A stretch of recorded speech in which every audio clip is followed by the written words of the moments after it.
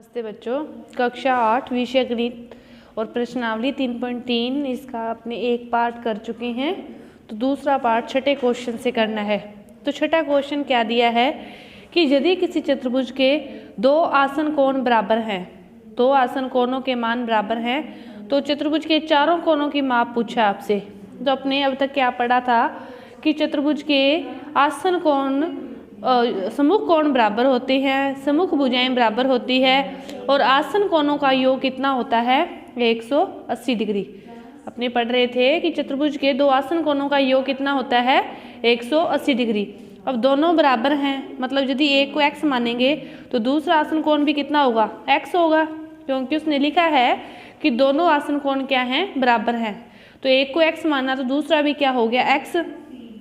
तो x plus x दोनों का योग कितना होगा 180। एक x और एक x कितने x हो गया 2x बराबर 180। तो x का मान निकालेंगे तो 180 बटा में 2 90। तो एक का मान 90 है तो दूसरे का मान भी कितना है 90, कि दो आसन कोणों का मान कितना है 90। तो सम्मुख कोण बराबर होते हैं, तो इसका जो सम्मुख कोण होगा उसका मान 90 होगा, इसका जो सम्मुख कोण होगा फिर उसका मान भी कितना होगा 90 होगा। तो इस प्रकार चतुर्भुज के चारों कोणों का मान कितना हो जाएगा 90 90 90, कि चतुर्भुज का प्रत्येक कोण क्या होगा समकोण होगा। क्या दिया था कि दो आसन कोण बराबर हैं, तो आसन कोणों का योग कितना होता है 180। तो एक को x मानेंगे तो दूसरा भी क्या होगा x होगा। तो x प्लस x बराबर कितना हो गया 180। तो इन दोनों एक x और एक x 2x बराबर 180। तो x का मान 180 बटा में 2 कितना आ गया 90।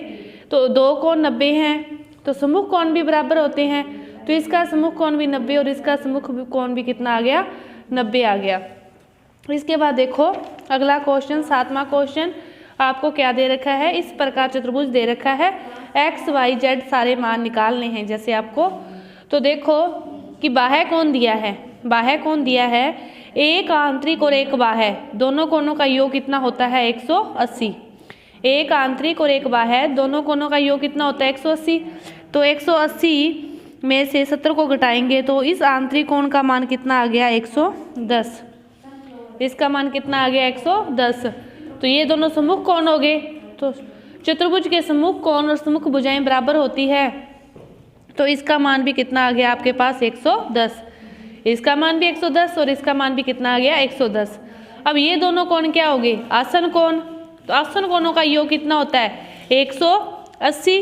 तो देखो इस पूरे कोण का मान कितना आएगा फिर 180 में से 110 को घटा दें, अपने 180 में से 110 को घटा दिया तो इस पूरे कोण का मान कितना आ गया आपके पास 70।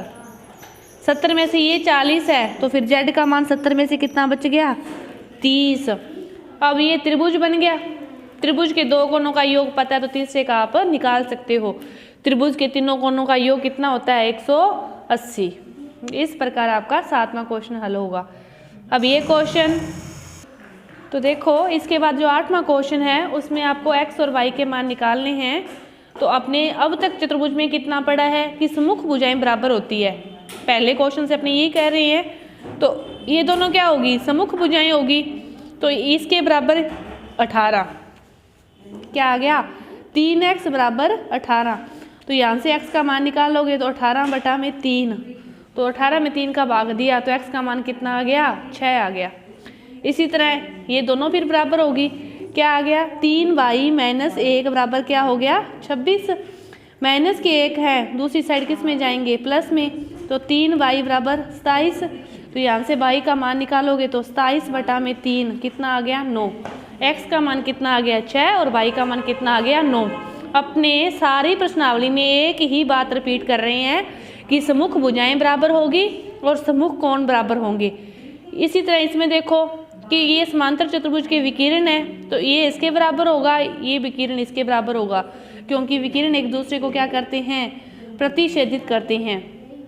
तो y प्लस 7 बराबर क्या हो गया 20। तो यहाँ से y का मान निकालोगे तो 20 माइनस 7, तो y का मान कितना आ गया 13 आ गया। इसी तरह ये x प्लस वाई किसके बराबर हो गया 16 के, x प्लस वाई किसके बराबर हो गया 16 के। y का मान कितना है 13 है, तो x प्लस 13 बराबर 16, x बराबर 16 माइनस 13 तो x बराबर 3। तो x का मान कितना आ गया 3 आ गया और y का मान कितना आ गया 13 आ गया। तो इस प्रकार ये आपके जो क्वेश्चन हैं वो रह गए ना, वो इसी पर आधारित हैं। 2 क्वेश्चन रह गए, इसमें समकोण निकालनी है। एक तो ऐसे दे रखा है आपको, ये कोण दे रखा है 100 डिग्री और ये दे रखा है 80 डिग्री, तो सम्मुख कोण बराबर होंगे और किसी में विकिरण निकालनी है। तो जो रह गए क्वेश्चन इन्हीं क्वेश्चनों पर आधारित हैं। तो आपकी ये प्रश्नावली 3.3 है वो पूरी हुई। धन्यवाद।